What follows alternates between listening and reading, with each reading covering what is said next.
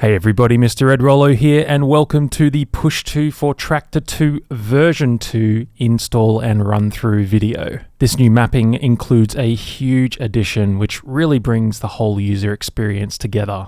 A huge thank you to everybody who has supported Push 2 for Traktor 2 so far.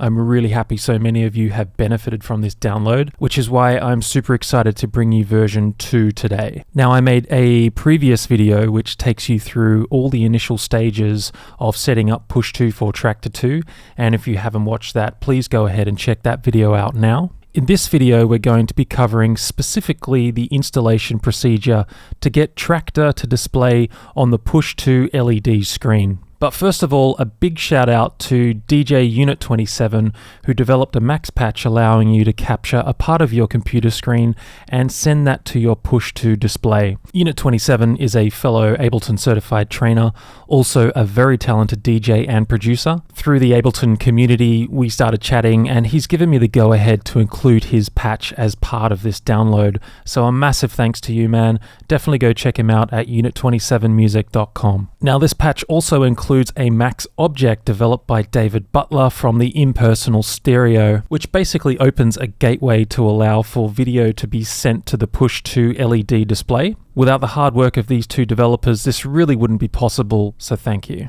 Okay, let's get stuck into it. This new edition requires the use of Max 8. For those who don't know, Max is a virtual programming language developed by a company called Cycling 74. Some of you may be aware of Max for Live, which is the integration of Max within Ableton Live, allowing users to build their very own instruments and devices. Now, I assume many of you who own a Push 2 probably own a copy of Ableton Live Suite, which comes coupled with Max for Live, so you should have no problem running this patch. Max on its own requires a paid subscription that may not suit every user. If you are interested though, then I highly recommend checking out the Cycling 74 website to learn more about the capabilities of Max. They even have a 30-day free trial, I believe. Okay, so firstly, let's open up the download. In here, you'll find 5 files. We have a folder named imp.push. We'll get to that in a second. You'll also find a layout JPEG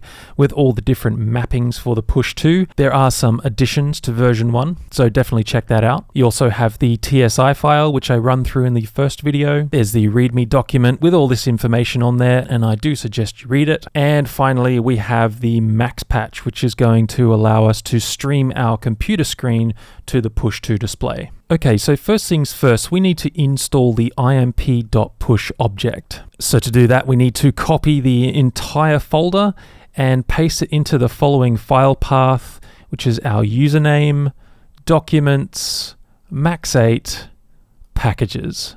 And once we've done that step, we're now ready to launch the screen to Push 2 display Max patch. So let's go through these various controls and show you how we can very easily start streaming our screen to the Push 2 display. Firstly, we need to select which port the patch will receive MIDI messages through, either the live or the user port. Now, for this specific setup, I do recommend using the live port. Over on the left here, we have close and open. This is going to turn on or turn off the communication with the Push 2 display. So we just want to select open to start that communication. And now that we've opened up that communication, we can just select the enable icon here, and that's going to instantly start the capture of your computer screen. Over on the right here, you can configure the height and width of the screen capture to your specific needs using the X, W, Y, and H controls. You'll find just by clicking and dragging, you can move the screen display around quite easily, and it's very easy to configure your own custom settings. When you do find something you're happy with, you can store the display down here using the store display icons. You have up to 4 different displays, so the process is to click on the display, configure where you'd like it, and then store it. And I've just configured these displays to show my deck layout. Also have the browser here, which is really handy, then effects 1 and effects 2. Now I went a step further and updated the mappings on the push also. So now these 4 buttons correspond to the 4 different displays. Display 1, display 2, display 3, and display 4.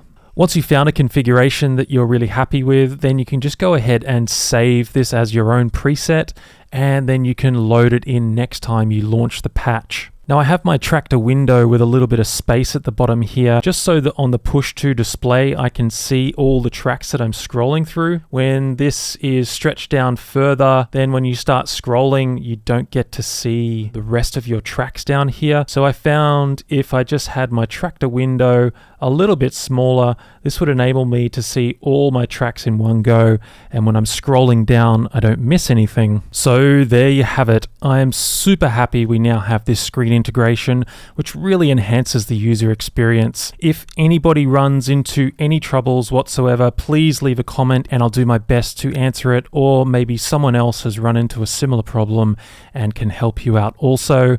Thanks again for all your support. I really appreciate it. And until next time, happy DJing with Push 2 for Traktor 2.